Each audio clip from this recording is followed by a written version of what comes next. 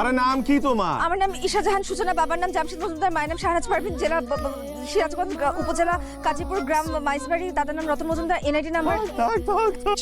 রাতে কথা। আমি ফোন ইউজ করি না।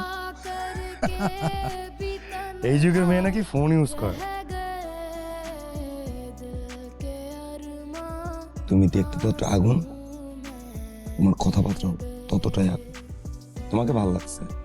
আমার দেরি হয়ে যাচ্ছে।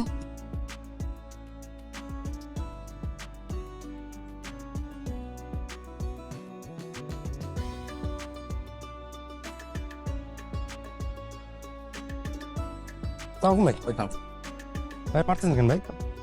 ভাই বুঝলাম না কেন মারতেছেন ভাই? মারতেছি কেন বুঝোস না?